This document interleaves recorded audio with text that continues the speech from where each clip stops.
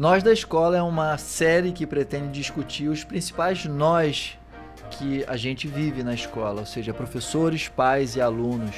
E a nossa ideia aqui hoje é discutir nessa série quais são os nós que a gente quer desatar, né? Meu nome é Felipe Serpa, eu sou pedagogo e trabalho como gestor escolar há mais de 17 anos. Eu sou Igor Fernandes, psicólogo há 18 anos e psicólogo escolar. E o nó de hoje são como as câmeras de vigilância fizeram parte do cenário escolar e quais são os prós e contras dessas relações com o monitoramento. Como é que começou isso aí, Felipe? Conta pra gente como é que se deu esse... Eu estudei nos anos 80 e 90 em escolas que não tinham câmeras. Iguais às minhas, eu também não. De repente as câmeras estavam lá. Como é que se deu isso aí? Então, é uma pergunta bem interessante, né? Como tudo começou. Eu penso que o processo de monitoramento se deu, pelo menos no contexto que eu estou inserido, com um objetivo de monitoramento do patrimônio da escola. Na ocasião, a gente tinha entradas na escola à noite e isso se fez necessário, esse monitoramento por câmera. Mas, de uma forma natural, esse monitoramento, de uma forma secundária, foi sendo utilizado também para acompanhamento da rotina da escola quando existia algum problema, né? Ou seja, havia alguma situação que ficava a palavra de uma pessoa contra de outra pessoa, então não se sabia. Por exemplo, vou citar alguns exemplos aqui que... Vamos lá. Né? A gente fala de furtos, né? Quando somem algumas coisas. Isso pode acontecer de uma forma bem assim mesmo, um furto, ou pode acontecer como perdi, né? E a gente não sabe se foi um furto ou se foi uma perda. Então, muitas vezes, a câmera de vigilância vinha como um recurso para isso também. Só que eu vejo que depois, em muitas outras escolas, isso foi se transformando com usos diferentes. Por exemplo, tem escolas de educação infantil que já nasceram com uma proposta de ter um monitoramento por câmeras de vigilância e, mais do que isso, dando acesso ao pai e à mãe de casa do que está acontecendo dentro da escola. Uhum. Isso é um outro cenário, né? Você observa, o objetivo primeiro não era o monitoramento do patrimônio, era o monitoramento, sim, do trabalho, né? Do trabalho, das crianças, da rotina. Então, e eu não sei se eu estou tentando pensar aqui, né, com cabeça de pai, que sou, mas... Nunca fiquei muito ligado nessa coisa do que meu filho está fazendo dentro da escola, o que estão fazendo com meu filho. E a minha pergunta vinha um pouco nessa pegada, né? Será que eu quero uma câmera, quero olhar a câmera dentro da sala do meu filho para ver o que ele está fazendo ou para ver o que estão fazendo com meu filho? Me veio isso na cabeça agora, sabe? Eu acho que independente, né, são duas questões, mas nas duas a gente tem uma questão séria, que é qual é a confiança que eu tenho na escola que eu escolhi para o meu filho estar. Exato. Que aí você pode se fazer essas perguntas quando você não tem essa confiança. Algumas escolas, eu acredito, que tenham escolhido fazer a instalação de câmeras de vigilância, talvez não para dar esse monitoramento para os pais, talvez não para monitorar necessariamente o patrimônio, mas sim para conseguir ter um recurso para desvendar mistérios na escola. Ou seja, quando existe alguma coisa que é um conflito que não fica claro, né, ou porque você não pode necessariamente ficar apenas na palavra de uma pessoa e você quer conferir, verificar, você usa esse recurso. E eu acho que aí reside uma questão importante para a gente refletir, né? Seríssima. E que impacta diretamente na função social que a escola tem. Afinal, por que você escolhe a escola que você escolheu, né, para o seu filho? O que está por trás disso? A gente consegue confiar 100%? E se a gente não confia 100%, a gente, de fato, pode encontrar nessas câmeras de vigilância um recurso para, né, enquanto responsável, solicitar isso à escola. E a gente tem um grande aprendizado no nosso contexto escolar em relação a essas indagações. Eu posso trazer, obviamente, a nossa visão. Ela não vai necessariamente coincidir com a visão de todos, até porque cada escola pode fazer um uso diferente dessa ferramenta, tem políticas específicas.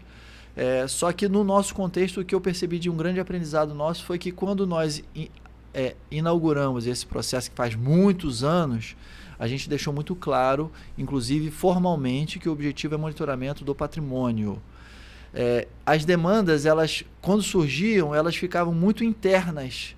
E a gente, quando solucionava, quando precisava recorrer a elas, às câmeras, a gente solucionava sem necessariamente sequer citá-las como um recurso que a gente utilizou para resolver as questões, porque a gente... Que era um recurso interno. Sim. Não era para ser externo, me ajuda nessa investigação, não era isso. Até porque é isso, a escola não tem esse papel de investigar. A gente acaba tendo a necessidade de fazer isso pelo papel educacional que a gente tem e de a gente não ter sempre a palavra sendo necessariamente honesta. As palavras sendo necessariamente honestas. Quer dizer, um jovem, uma criança que se coloca de uma forma e que gera um mal entendido ou duas versões para um fato e a gente fica ali numa tá me fugindo a palavra. Encruzilhada. Como se fosse numa encruzilhada. Talvez seja uma boa palavra. Quer dizer, a gente vai lá e recorre. A gente vai lá e recorre à câmera de vigilância. Isso quando não tem uma autoridade dentro de sala, que é o professor, ou a do pátio, que é o inspetor, por perto, que pode dizer a versão do fato. Perfeito, exatamente. Que, aliás, um exemplo clássico que a gente já vivenciou na escola é isso, de pais pedindo para que verificassem na câmera, ou pior, desse acesso a ele as imagens da câmera, ou seja, ele solicitava que pudesse ver o que estava sendo objeto desse mal-entendido.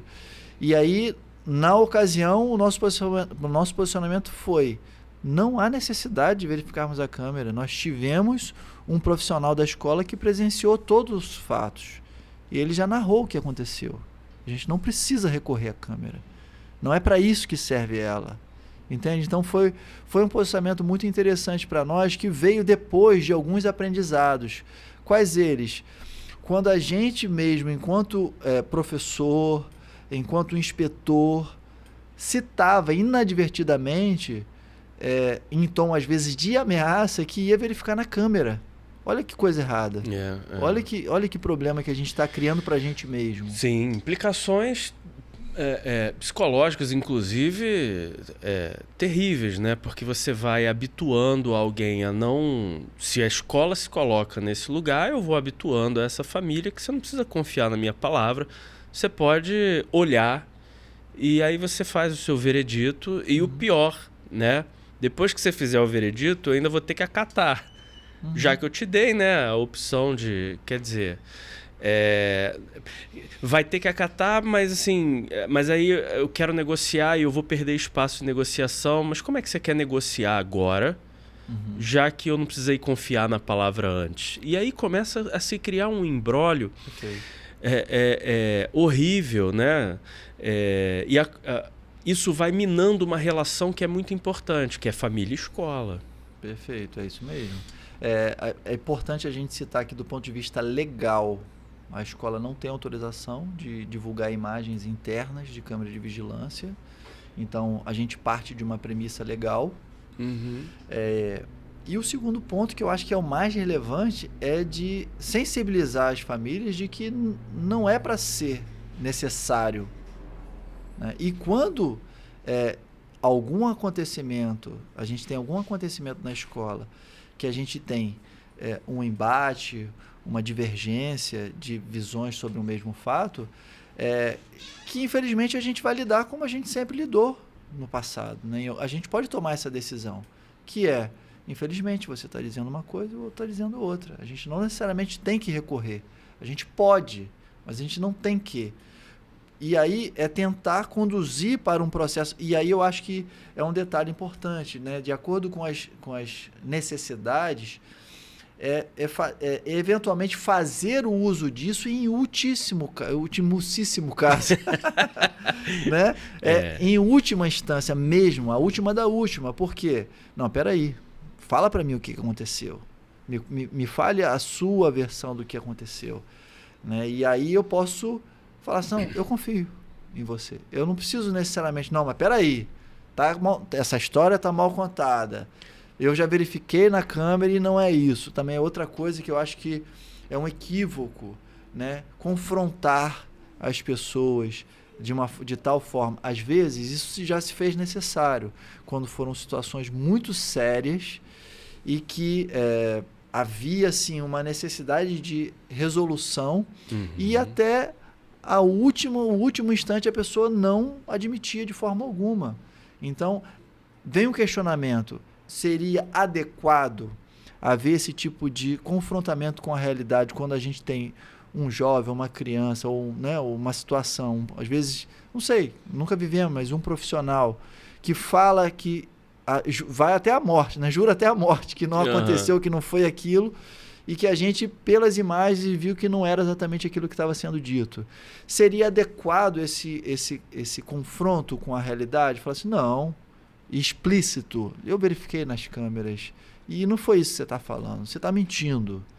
Né? Isso mina muita coisa da relação interpessoal dentro da escola, né? Não é dessa maneira que deveria ser abordado, eu penso, né? Quer dizer, eu não estou aqui com a verdade, de posse de toda a verdade, né? Mas penso que isso traria mais prejuízos a curto prazo do que benefícios, né? Eu penso que a gente sempre fala isso, né? A tecnologia, tivemos um episódio inteiro sobre isso, né? A tecnologia veio para o bem, veio para o mal e tal. E talvez esse seja, sem que nós possamos perceber, que fazer o uso das câmeras dessa maneira é o mau uso da tecnologia. Porque eu perco a humanidade ao fazer esse uso. Eu deixo de confiar enquanto família, enquanto pai, na figura de autoridade que está dentro da escola, que em última instância eu escolhi para o meu filho estar. Então eu penso que, né, eu fiz uma pesquisa, pesquisei as escolas da região, fui falar com coordenações, direções e etc. e tal, e falei, não, cheguei à conclusão que a escola é essa, né? Essa escola é adequada para eu colocar meu filho e minha filha, né? E aí, a partir desse momento, eu quero saber das câmeras dessa escola, não quero mais saber o que essa escola tem a dizer. Mas você não entende que isso também é um processo natural que pode acontecer? Pode. Eu confio na escola, eu escolhi a escola porque eu confio, mas teve um evento que houve um mal entendido e eu... Se tem uma câmera de vídeo, eu acho que muitas pessoas, às vezes, muitas famílias recorrem a isso porque acham que é possível fazer. Eu acho que esse é um primeiro ponto. Na medida que a escola se posiciona e explica existe esse recurso, os aspectos legais e os aspectos culturais do ambiente escolar, eu acho que isso tende vamos dizer assim, a esclarecer. Eventualmente pode haver alguma intransigência, alguma exigência maior, né, de acordo com a visão, né, dos envolvidos, mas é papel da escola elucidar, tá? Então eu acho, falando um pouco sobre esse aspecto que você trouxe da confiabilidade, eu acho que não necessariamente solicitar isso é entender que a gente está desconfiando, que a gente não confia necessariamente na escola, mas que naquele evento a escola tem um recurso, pelo menos é uma interpretação que eu faço e já fiz de alguns eventos desses, e que logo depois de esclarecido sobre as implicações do pedido e da negativa, entendeu-se. Às vezes que eu vi isso acontecer, quase sempre eu vi as emoções lá na altura. Sim. Né? Houve um imbróglio, esse imbróglio envolve, né, a minha criança. Então, evidentemente, já causa uma tensão, causa desconforto, a emoção está lá na altura, eu vou e eu quero, né? Eu concordo, pode acontecer, né? O que a gente está propondo é a reflexão, né? Para além da emoção lá no alto, né? Quer dizer, a gente está refletindo aqui, parte do princípio que nesse momento não tem ninguém com as emoções lá em cima. Vamos refletir sobre isso. Quer dizer, tem lá o recurso, se a escola eventualmente colocou nessa disponibilidade, né? Não é nem que colocou nessa disponibilidade, não é disponível para os responsáveis, mas no ele caso acha que da nossa escola, né? Talvez, eu acho que eu não conheço, né? Mas eu acredito que não existam escolas que disponibilizem conteúdo. Talvez o acesso que se dá seja aquele conteúdo ao vivo, né? Daquilo que está acontecendo no momento. Big Brother. O Big Brother, Isso a gente já viu acontecer, mas de disponibilizar, eu acho que até realmente do ponto de vista legal isso não é cabível, porque você expõe outras crianças, né? Um profissional, então isso não é cabível. Mas quando você falou há pouco, eu também não queria deixar de tocar nesse assunto, que você falou assim, não, isso é muito ruim, e aí já não é mais dar o acesso, a gente estava falando há pouco de dar o acesso ao conteúdo ao responsável quando solicitado, né? Agora, o outro exemplo é quando a escola eventualmente declara que fez uso dessa imagem para verificar se a versão que o aluno ou o profissional está dando é verídica ou não. Declara para quem? Para o responsável? Para ele próprio. Que você fala assim, não, isso é muito maléfico. E aí eu quero problematizar isso, porque, eu entendo, isso é uma demonstração de não confiabilidade, de não confiança no outro. Isso é claro. Mas você não entende que tem certas coisas na escola que você ouve uma versão e ouve outra e você vê nitidamente que alguém está mentindo? Sim. E que naturalmente a confiança ali já se quebrou? Sim, ok. E aí eu fico me perguntando, vem cá, admitir que existe uma mentira sendo contada e não desvendá-la se tiver a oportunidade, isso não é pior? Sim, claro. Em hipótese alguma, a gente tem que sustentar mentiras descaradas. Tem que sustentar mentiras, né? Certo. Descarada fica mais feio ainda. Né? A gente sempre vai chegar numa exceção que vai contrapor um monte de coisa que a gente está dizendo. Né? Por isso a gente não está sendo prescritivo. Exatamente. Né? Não quer sair daqui com uma receitinha de bolo do que é certo ou errado. A questão é quando todos se acham a exceção. Né? E aí, assim, aí a gente problematiza para outros lugares, né? O que não é raro de acontecer, né? Porque a gente sempre acha que o nosso problema é legítimo o suficiente para a gente... Sim. E, voltando, né? E eu tô com o problema tá em ação e a minha emoção também, né? Então isso sempre vai gerar muito dedo na hora de lidar com isso. Muito dedo. Sim. Né? Via de regra, sem levar as exceções nesse momento, né, em consideração, eu não acho que a escola deva dizer eu vi na câmera. Porque dizer eu vi na câmera, né, quer dizer, eu sei lá, não dá para dizer só chegamos a essa conclusão, percebemos dessa maneira. Mas como que vocês chegaram a essa conclusão? Temos equipe aqui dentro, né? Temos seres humanos que trabalham. Fontes confiáveis. Né? Porque, via de regra, também não é só a câmera que diz. Não é só a câmera que desvenda. Porque senão fica parecendo que é a câmera, que é o VAR. Né? E não é só, nunca é só. Nunca é. A câmera. Nunca é só. Eu, por muitos anos, desvendei muitos mistérios falando assim, não, mas um colega me falou, eu não vou fazer uma cariação aqui para botar você contra a pessoa que está dizendo que você fez, o que aconteceu, que presenciou, eu não vou fazer isso.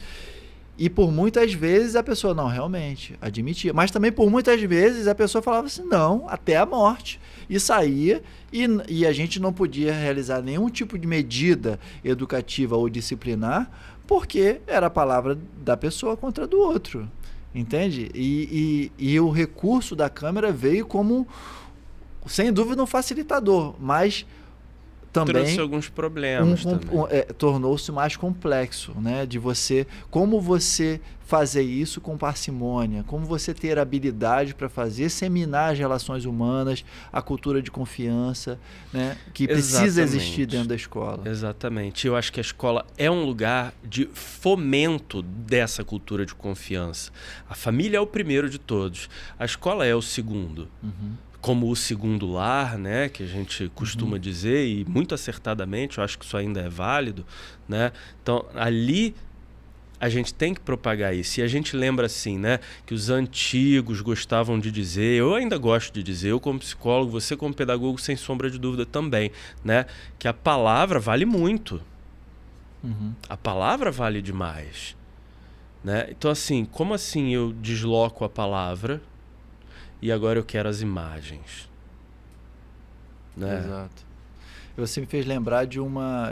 hoje eu estava vendo no Instagram um vídeo de eu esqueço sempre o nome dele, um filósofo muito conhecido desses, tipo Karnal. O Clóvis de Barros Filho. Clóvis de Barros Filho. Eu te mandei, não foi? Foi. Dele falando...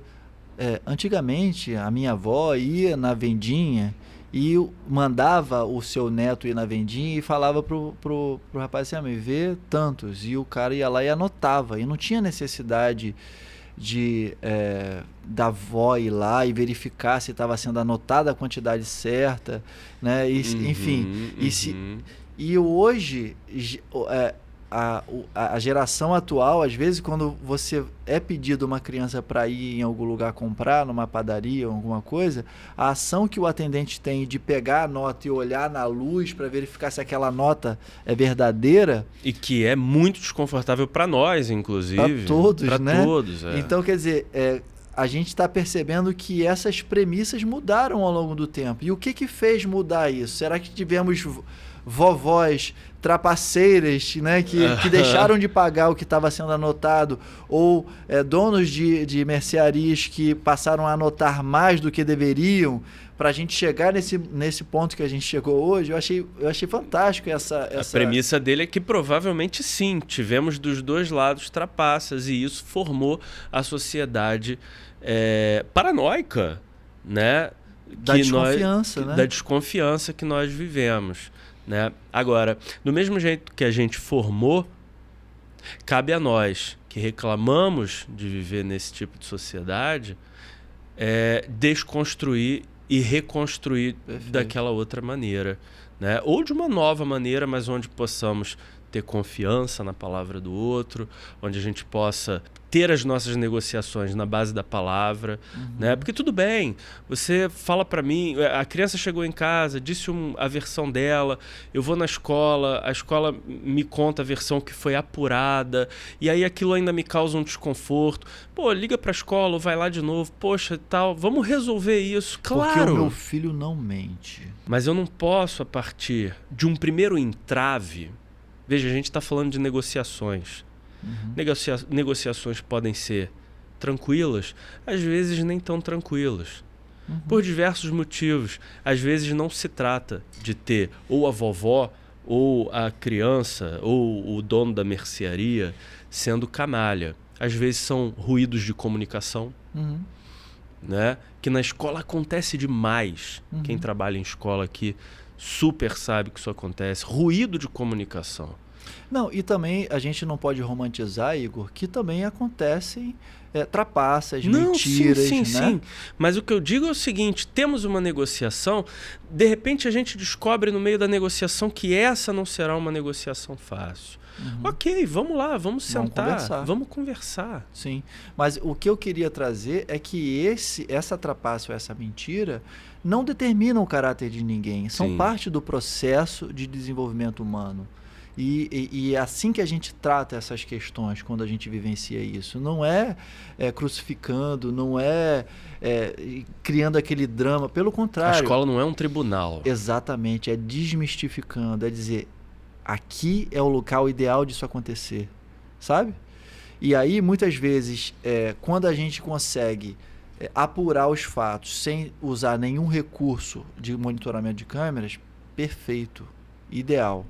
Se isso for necessário, que o profissional que está conduzindo esse processo tenha a sabedoria de abordar, de conduzir de forma que não mine a confiança dos envolvidos, ou que, ao ter que fazer algum tipo de encantoamento, vamos chamar assim, de exposição do problema, que ele saiba fazer de forma que mantenha o poder da palavra e da confiança, né? Que embora tenha sido necessário o uso de alguma, né, de alguém para sinalizar ou de uma câmera de vigilância, de acordo com o fato, que saiba expor isso de maneira a ressaltar que o que vale, antes de tudo, é o que está sendo dito, sabe?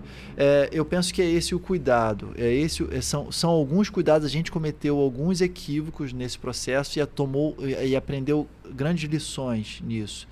E eu diria que essa seria a síntese dessa sabedoria de quando recorrer e de quando necessário, saber como conduzir esse processo. E, obviamente, que as famílias tenham muita parcimônia nessa condição. Que uma criança, quando eu brinquei há pouco, né, na verdade eu não brinquei, quando eu falei assim, por que meu filho não mente? A gente escuta isso. E não é uma realidade. A gente tem que entender que todo ser humano mente ou pode mentir em algum contexto. E a gente não pode partir de uma premissa de que nunca vai acontecer, sabe? Sim. E às vezes, quando há duas versões ou três para um fato, que de fato o melhor caminho é a conversa, é o diálogo, né? E que ter esse canal aberto para expor de uma maneira transparente, direta, o seu sentimento ou o que você percebeu é o primeiro passo para a gente diminuir conflitos, né? Mediar e resolver esses conflitos. E nisso tem várias lições sendo colocadas, né? Que são aquelas coisas que a escola ensina, mas não estão na prova, né? Para a família é importante que ela resolva dessa maneira, que ela perceba que resolver dessa maneira, na base da conversa, é importante, porque você imagina a família, vamos lá, cenário apocalíptico aqui, né? A família vai na escola, pede imagem, aí a imagem erroneamente é cedida, né? Erroneamente eu estou falando agora dos termos legais, tem outras pessoas dentro da imagem, enfim, tudo aquilo. Evidentemente a família faz uma interpretação, essa interpretação vai contra o que a escola dizia, enfim, resolve-se o caso, ponto. O que fica para essa família na relação dela com a escola? Sobrou alguma coisa? Ou agora a escola é meu inimigo e eu tenho que prestar atenção em como meu filho está ali dentro, né? Quer dizer, essa relação está deteriorada. Podemos reconstruir? Com certeza podemos reconstruir, mas olha o caminho que teremos que fazer nesse momento. Né? Fica uma exposição, eu acho que fica uma exposição maior para a criança, né? Fica uma exposição maior para todo mundo. Quer dizer, eu não vejo muitas vantagens sabe, em ter VAR dentro da escola. Na verdade, eu não vejo nem quando a câmera é feita para Big Brother e nem quando ela é feita para VAR, né? Psicologicamente, eu acho que isso pode deteriorar bastante as relações interpessoais nesse tripé, né? Aluno, família e escola, essencial para que o processo de aprendizagem se dê. Sim, eu acho que foi interessante que a gente foi fazendo alguns contrapontos e a ideia nossa é essa mesmo, né? Talvez não trazer tantas respostas, né, nesse momento, mas trazer a reflexão, os questionamentos, para que a gente possa ir construindo ao longo do caminho. Ficam aqui alguns pensamentos, e a ideia é que a gente tenha startado essa reflexão em todos que estão nos acompanhando. E agora eu vou fazer o que você geralmente faz, o vai lá. Deixa o seu comentário conosco, o que você achar que você tá de acordo ou que diverge, traga aqui a sua visão no comentário, faça a sua curtida se você curtiu, se você não curtiu, você faz assim também, você conta uma mentirinha. E o que mais? E siga a gente, não é isso? Se inscreve no canal, nós estamos no YouTube, nós estamos já no Spotify, eu não sei. Estaremos no Spotify, em todas as plataformas digitais, mas é importante que você deixe seu comentário. O seu comentário faz com que essa reflexão prossiga, e isso melhora o podcast, isso melhora nós enquanto seres humanos, né? Porque estamos aqui elaborando as nossas ideias, melhora até a nossa escola, né não? Com certeza, sem dúvida. É isso então, né? Obrigado aí a todos. Valeu, gente. Até a próxima.